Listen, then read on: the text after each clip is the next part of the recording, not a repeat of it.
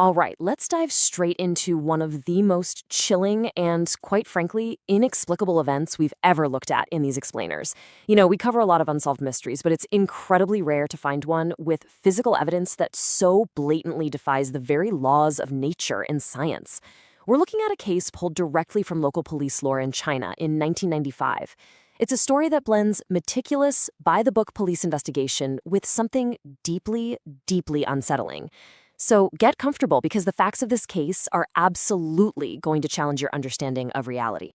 I want you to imagine, just for a second, that you're a police inspector. You've been desperately searching for a missing local transit bus for 2 whole days. Suddenly, you get the call. A crane just pulled the bus out of a nearby canal. But the relief doesn't last long because it presents an absolutely impossible crime scene. When the inspector went to check the vehicle's fuel tank to figure out, how it even got there, he didn't find diesel. Actually, scratch that. It wasn't just empty. He found the tank filled to the absolute brim with human blood. So let's get right into the impossible discovery of this missing bus. Let's look at the hard evidence the police gathered 2 days after Route 375 vanished into thin air. The logical, expected evidence clashes so violently with what they actually found. Look at the sheer discrepancy in the distance. Route 375 only had enough diesel capacity to go about 21 kilometers, yet it was discovered 100 kilometers away. And instead of diesel powering that trip, the tank was full of blood. On top of that, police meticulously scrubbed the footage from every single camera and filling station along the entire route. Nothing.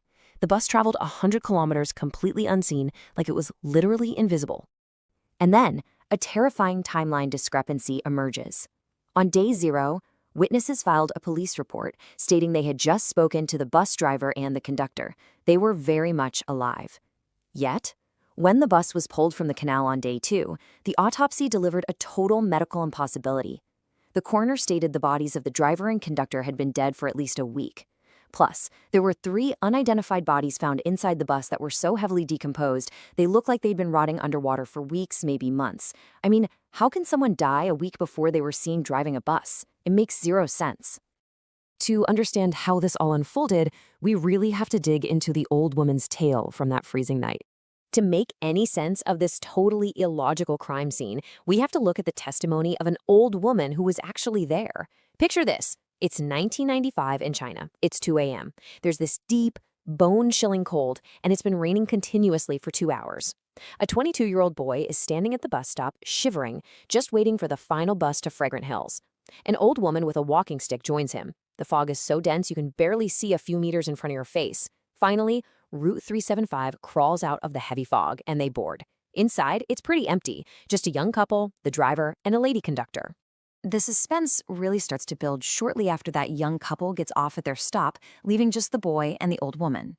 They're driving through a really quiet, desolate area, when suddenly, thump, thump. A mysterious heavy sound echoes right from the roof of the bus.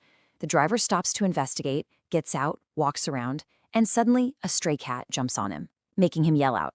He nervously laughs it off, dismisses it as just a surprisingly loud cat, and gets back in. But the old woman? She is hyper-observant. She knows a tiny cat couldn't possibly make thudding sounds that heavy. Something is deeply, deeply wrong. And that brings us to the unearthly passengers, those 3 strange men. Because the fog was so dense, the driver took a detour into a wooded shortcut, and that's where 3 figures flagged them down. A dreadful, heavy silence fell over the bus the second they boarded.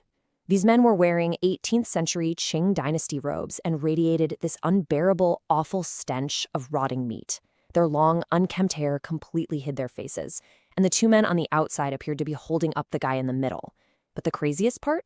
They were dragging him in this bizarre, almost floating motion. It's really fascinating to see the sharp contrast and how people react to pure terror. The conductor instantly goes into rationalization mode. When the old woman whispers a complaint about the horrific smell and the weird ancient clothes, the conductor just brushes it off. She says, oh, they're probably just costumed actors from a nearby village theater who had way too much to drink. But the old woman isn't buying it for a second. She knows that smell isn't alcohol, it's death. You can feel her dread rising as she starts to realize what these things actually are. And here is the absolutely crucial turning point in her testimony. A cold wind blows through an open window at the back of the bus, and the draft lifts the ancient dirty robes of those 3 silent passengers. The old woman makes a chilling observation. She later told police, "I saw they had no legs. Beneath their robes, there was just nothing. And when the wind parted the hair of the man in the middle, she saw a completely flat, blank surface. He had no face at all." As if that wasn't enough, the terror peaks in the very next moment. The old woman, trying desperately to keep her cool, decides she has to warn the lady conductor. So she covertly pulls out a small pocket mirror from her purse, pretending to fix her hair, but angles it just right to look at the conductor. She stares into the glass. The seats are there.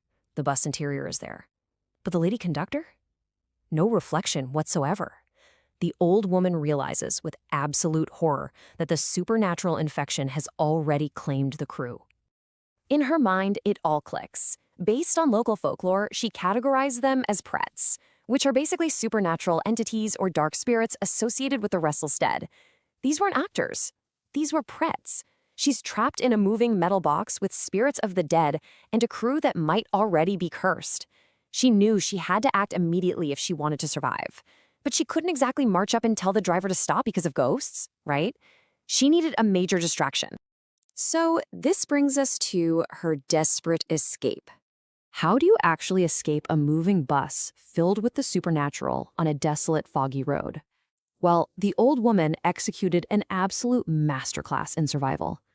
First, she fully recognized the danger but stayed totally quiet about the ghosts. Instead, she completely manufactured a loud, aggressive dispute. She suddenly leaps up, grabs the 22-year-old boy sitting across from her, and starts screaming at the top of her lungs, accusing him of stealing her purse. She's calling him a thief, making this massive, chaotic scene. The boy is furious, he's defending himself, and the yelling gets so intense that she demands to be let off to call the cops. It works perfectly. The frustrated driver snaps, stops the bus, and kicks them both out into the freezing night. Once they were safely abandoned on that dark, empty road, and the taillights of Route 375 disappeared into the fog, the young man is still just raging at her. But she drops the act immediately. She looks at him and says, gently but firmly, "I know you are innocent, but you are the age of my grandson, and I couldn't leave you alone on that bus. I did this to save us." She explains everything she saw: the legless floating men, the faceless corpse, the mirror with no reflection. You can only imagine the young man's anger instantly turning into pure, icy dread. And that leaves us with the unsolved mysteries and lingering questions.